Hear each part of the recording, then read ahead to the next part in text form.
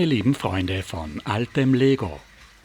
Heute geht es weiter mit dem zweiten Teil der Legoland-Stadt mit den unbeweglichen Minifiguren von 1975 bis 77. Zuerst mit den Fahrzeugsets und dann mit der Eisenbahn.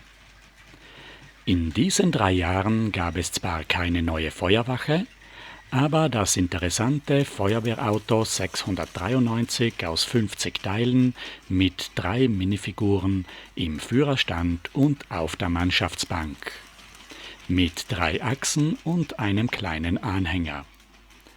Der Geräteraum hat Fensterläden zum Aufmachen. Darauf ein Scharnier mit einer dreiteiligen gelben Leiter, aber leider ohne Drehteller, obwohl er auf dem 4x4 Aufbau statt den Dachsteinen leicht Platz hätte. Man kann die Leiter leicht um 90 Grad verdreht anbauen. Der einzige PKW dieser Zeit ist der rote 660 aus 33 Teilen. Er zieht einen blauen Fahrzeugtransportanhänger für das gelbe Flugzeug. Das Kleinflugzeug ist nur 8 Noppen breit. Die Miniradachse passt gut zwischen die breiten Kotflügel des Anhängers durch und wird von den Radkeilen festgehalten. Der einzige neue Sattelschlepper ist der 694 aus 55 Teilen. Hinten hat er eine winzige Ladeluke aus kleinen Fensterläden. Auf der Seite gibt es 2 große 3x3 Doppeltüren zum Aufladen der 2x4 Paletten. Dieser Gabelstapler ist aber vom Kühlwagen 147 mit den neuen umgekehrten Schrägsteinen als Unterbau. Es gab auch noch einen zweiten Gabelstapler als eigenes Fahrzeugset. Der Sattelschlepper ist vorne um 3 Noppen und hinten um 4 Noppen verlängert und eine Platte höher gebaut als die alten Modelle. Jetzt sehen wir den Gabelstapler als Einzelset 615 mit 13 Teilen. Er unterscheidet sich durch den blauen Grundstein als Unterbau. Im Vordergrund sehen wir schon das Baustellenset 692 aus 37 Teilen mit einem Lastwagen, dem Fahrzeuganhänger, einem Bagger, 2 Figuren, Verkehrszeichen und Schubkarre. Die Polizeistreife 659 aus 29 Teilen haben wir uns schon letzte Woche angesehen. Jetzt kommen wir zum Linienbus 696 aus 46 Teilen mit 7 Minifiguren und dem seltenen Haltestellenschild, obwohl es in 3 verschiedenen Sets vorgekommen ist. Von den schmalen, armlosen Minifiguren können 2 nebeneinander auf einer 4 Noppen breiten Bank sitzen. So haben im Bus 6 Fahrgäste Platz. Auch der Fahrer kann farbbildgerecht ganz links sitzen und nicht in der Mitte wie bei den neuen Lego-Autos. 1977 gibt es die neuen kantigen Reifen mit dem versetzten Stollenprofil. Hier auf dem Rallye-Auto 619 aus 15 Teilen. An 3 Seiten gibt es 5 Aufkleber. Hinten haben wir sogar Rücklichter. Der Fahrer hat eine Shell-Werbung auf seinem Rennanzug. Ein besonders interessantes Spielset ist die Filmcrew 664 mit einem Übertragungswagen, einer Fernsehkamera, einer Fernsehantenne und 3 Minifiguren. Die Fernsehkamera hat einen Propellerlagerstein als Objektiv und einen umgekehrten Schrägstein als Monitor. Die Fernsehantennen von 74 bis 78 waren milchig weiß durchscheinend. Regisseur und Moderatorin sind mit dabei. Eine einzigartige Idee ist die Fotosafari 699 aus 120 Teilen. Mit einem schönen Land Rover mit Käfiganhänger, mit kleinen Rundbögen als Kotflügel. aufgeklebten Scheinwerfern und dem Safari-Schriftzug. Auf der Ladefläche steht der Fotograf mit seiner Kamera und angehängt ist ein kleiner Käfigwagen. Es sind noch 5 nette, kleine, gebaute Wildtiere zum Fotografieren und Einfangen dabei. Jetzt kommen wir zum zweiten Teil mit der Eisenbahn. Ich habe 2 12-Volt-Schienenkreise aufgebaut. Auf der Haltestellenschleife im Hintergrund fährt der 4,5-Volt-Zug mit Wendezugautomatik. Von den 6 Loks, die in diesen 3 Jahren auf den Markt gekommen sind, fehlt mir der 4,5-Volt-Güterzug 183. An seiner Stelle zeige ich euch die 12-Volt-Diesellok 723. Wir starten aber mit den Gebäuden. 1975 kam schon der große rote Hauptbahnhof 148 heraus. Aus 266 Teilen mit 5 Minifiguren auf 3 dicken grünen 10x20 Rundplatten. Auf der Straßenseite gibt es links den Taxistand und in der Mitte 2 Doppeleingangstüren. Vom Hauptgebäude ausgehend führt ein großer Bahnübergang zum Gleis Nummer 2.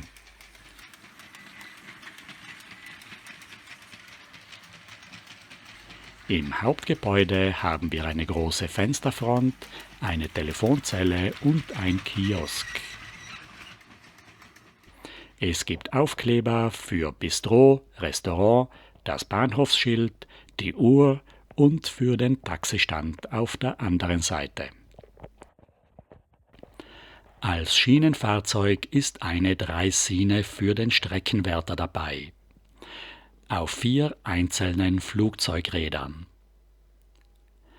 Achtung auf Gleis 1, bitte zurücktreten, der Nachtzug mit den 2 Schlafwagen fährt jetzt ein. Gezogen von der kleinen Dampflokomotive, dahinter sehen wir die Diesellok. Am bewachten Bahnübergang 146 aus 65 Teilen sitzt der Schrankenwärter auf der Bank vor seinem Häuschen. Er kurbelt mit der Hand die Bahnschranken herunter. Als Kind konnte ich mir diesen Vorgang Anfang der 80er Jahre immer wieder in Wirklichkeit anschauen. Der Zug fährt durch, die Schranken gehen wieder auf und das rote Auto kann durchfahren. Das dritte Eisenbahngebäude ist die Treibstoffabfüllstation 149 aus 322 Teilen mit 3 Minifiguren. An den Seiten haben wir links und rechts 2 Shell-Zapfsäulen. Am Ende des Verladegleises ist ein Prellbock aus 2 blauen Flugzeugseitenleitwerken. An der Abfüllstation sind Anschlussarmaturen, Doppelrohrleitungen aus 16 grauen Rundsteinen mit Vollnoppen. Über dem Verladegleis ist ein Vorratstank. Daneben gibt es den Steuerraum mit einer Fernsehantenne. Darunter eine Abfüllstation mit einer Einfahrt für den Tanklastwagen. Jetzt kommen wir zu den Zügen. Als erste Lokomotive zeige ich euch die rote 12-Volt Diesellokomotive 723 aus 93 Teilen aus dem Jahr 1970. Die erste Ausgabe mit dem alten Fahrgestell und der goldgeprägten Betriebsnummer. Die Lok zieht einen Bauzug. 2 Waggons sind von 72. Der erste ist vom Turmdrehkran 132 aus 58 Teilen. Mit den blauen bedruckten Schriftsteinen am Flachwagen. Die Kräne haben die alte Seilwinde mit Metallkurbel von 71 und den alten runden Drehteller von 66. Dahinter ist der Kranwagen 134 von 75 angehängt, der aus 55 Teilen besteht. Beim Set sind 2 Waggons dabei, der gelbe Kranwagen und der blaue Niederbordwagen. Es gibt 3 kleine Transportbehälter mit Ösen, die man am Kranhaken anhängen kann.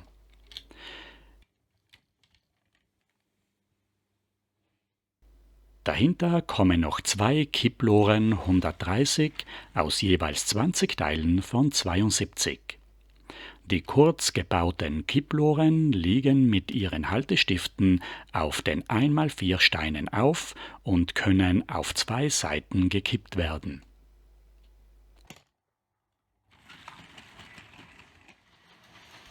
Die erste Ausgabe der Lokomotive 723 von 70 hat neben dem goldgeprägten Schriftstein noch die erste Motorgrundplatte von 66 und die angeklemmten Magnetpufferplatten von 67. 1974 gab es eine Neuausgabe von dieser Diesellokomotive mit der neuen Motorgrundplatte von 72 mit den fest angebauten Magnetkupplungen. An der Unterseite der Grundplatte sind die 4 Puffer angeklemmt. Die Lokomotive bekommt 3 Aufkleber mit der Betriebsnummer und dem deutschen Bahnzeichen. Hier habe ich den blauen Personenwagen 131 von 72 angehängt, aus 67 Teilen.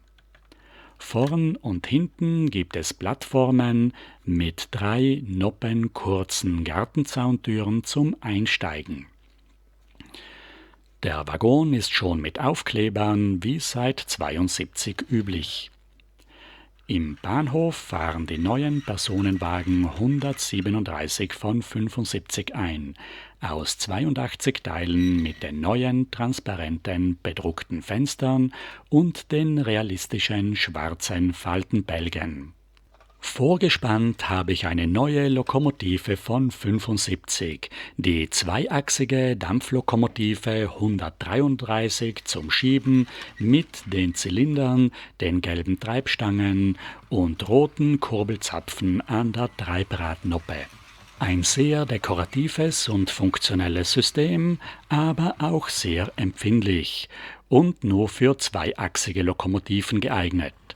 Deshalb wurde es nur bei 3 Dampfloks verwendet. Das 4. Set wäre das große Thatcher-Perkins Modellbau Hobbyset von 76, das ich euch schon im Video mit den Gummirädern gezeigt habe. Die 133 aus 82 Teilen ist ursprünglich eine Schiebelokomotive ohne Motor. Man kann sie aber ganz einfach mit jedem beliebigen Motor nachrüsten. Ich habe hier den 12-Volt-Motor eingebaut, wie auch bei den anderen 2 zweiachsigen Lokomotiven mit Treibstangen. Die farbenfrohe Westernlok zeige ich euch im Video am nächsten Freitag. 76 kam der einzigartige Kühlwagen heraus, Artikel 174 mit 101 Teilen, mit 2 Minifiguren, einem Gabelstapler und 2 Paletten Ladegut. Er hat ein wunderschönes, höher gestelltes Bremserhaus. Der Laderaum ist leicht zugänglich mit 2 großen, weißen 4x5 Flügeltüren mit einem Eiskristallaufkleber auf jeder Seite. Bereits 75 gab es den Shell Kesselwagen 136 aus 82 Teilen. Obwohl es damals noch keine umgekehrten Schrägsteine gab, ist der Kessel doch sehr schön geformt. Oben ist eine Füllleitung konstruiert und vorne eine Plattform mit einer Handbremse. Jetzt können wir noch eine Runde mit dem Güterzug mitfahren. Der 12-Volt-Zug wird in den Katalogen als die schnellste Lego-Eisenbahn angepriesen. Bereits mit 6 Volt Fahrspannung ist die Geschwindigkeit ausreichend schnell. Die vollen 12 Volt kann man nur auf geraden Strecken aufdrehen, weil sonst in den Kurven die Waggons schon aus den Gleisen geschleudert werden. Das Quietschen kommt von den durchgehenden, ungelagerten Metallachsen der Waggonfahrgestelle, die sehr leicht eiern. Für den Dauerbetrieb wären sie regelmäßig zu schmieren. Bei diesem Video hatte ich aber Sorge, mit dem Schmiermittel die Teile unnötig zu verschmutzen. Das neue, große 4,5 Volt Autoreisezugset 182 von 75 aus 354 Teilen war das Lieblingszugset des begnadeten Chefdesigners Jens Nygaard Knudsen, der von Anfang an der Entwicklung der Eisenbahnen beteiligt war. Die vierachsige Lokomotive hat noch die alte Motorgrundplatte von 69 ohne Puffer. Der Zug besteht aus einem Speisewagen, einem Personenwagen und einem Flachwagen für den Autoreisezug. Unten am Batteriekasten ist ein Druckknopf, der mit dem Stoppsignal gesteuert wird. Das Flügelsignal auf Halt lässt den Zug stoppen. Das Signal auf freie Fahrt lässt ihn wieder weiterfahren. Der seitliche Hebel am Batteriekasten ist für die automatische Wendezugsteuerung. Mit den Pflöcken, die am Gleis angeklemmt sind, wird die Fahrtrichtung umgekehrt. Das ist sehr praktisch, wenn man auf einer kurzen geraden Strecke oder auf einer Haltestelle eine Pendelzugsteuerung einrichten will. Der Batteriezug fährt natürlich auch auf den 12-Volt-Schienen, allerdings kann man dort das Stoppsignal nicht einbauen.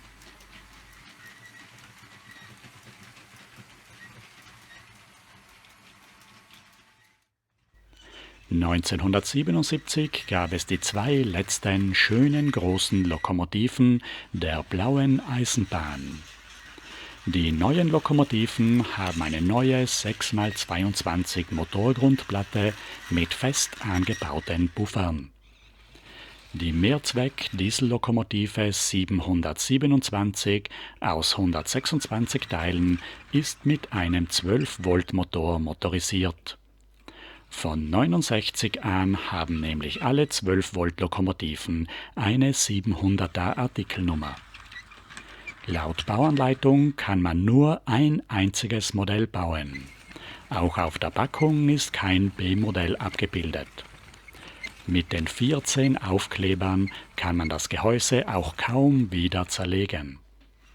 Es ist ein Aufkleberbogen mit den Logos von 7 unterschiedlichen Bahngesellschaften dabei. Alle beiden neuen Lokomotiven haben 4 Achsen und schwarze Räder. Beim gelben Diesellokomotiven-Baukasten 172 ist eine große Auswahl von 212 Teilen dabei, aus denen man laut Bauanleitung 7 verschiedene wunderbare Diesellokomotivenmodelle bauen kann. Im Gegensatz zu anderen B- und C-Modellen ist jedes einzelne Modell top durchdesignt und mit zusätzlichen speziellen Bauteilen ausgestattet. Beim Baukasten für die Schiebelokomotive ist kein Motor dabei, ich habe den 12-Volt-Motor eingebaut. Beim Set gibt es diesmal keine Aufkleber, sondern bedruckte Steine, nämlich 2 gelbe 1x4 Steine mit Gittermuster und 2 gelbe 1x6 Steine mit dem Kühlergrill und Scheinwerfern, wie bei den großen Lastwagen. Noch in ganz altem Stil sind die kleinen roten 1x1 Fenster als Scheinwerfer. Auf der Seite sehen wir die kleinen schwarzen Fensterläden als Maschinenraumluken. Der zweite große Eisenbahnbaukasten von 77 sind die Güterzugwaggons 163 aus 121 Teilen. Mit einem langen 6x16 und einem kurzen 6x12 Fahrgestell für 2 unterschiedliche Güterwagenmodelle, die man nach Bauanleitung bauen kann. Entweder einen Doppelkesselwagen und eine einfache graue Kipplore oder einen Kranwagen mit einem Flachwagen zum Schieben. Neben dem Westernzug sind die Güterwaggons die einzigen Eisenbahnmodelle aus dieser Zeit, wo auch unbewegliche Minifiguren dabei sind.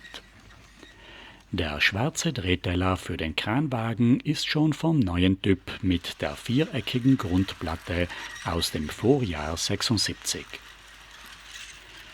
Jetzt lassen wir nochmal alle 3 Eisenbahnsets von 77 gemeinsam durchfahren. Einen Personenwagenbaukasten 164 gab es im nächsten Jahr 78 mit 2 neuen beweglichen Minifiguren. Die blauen Schienen blieben nämlich auch in den ersten 2 Jahren der beweglichen Minifigur bis 79 im Sortiment. Allerdings gab es keine neuen Lokomotiven.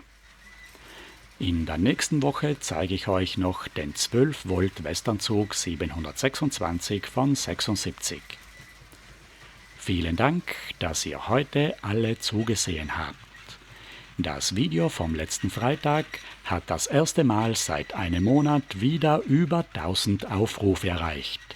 Das hat mich sehr gefreut, vielen Dank dafür. Wie immer wünsche ich euch allen noch ein wunderschönes Wochenende, wer Urlaub hat, eine erholsame Ferienzeit und ich freue mich schon sehr auf nächsten Freitag, wenn wir mit der legendären Westernstadt von 75 die Zeit der unbeweglichen Minifiguren abschließen werden. Auf Wiedersehen bis nächsten Freitag.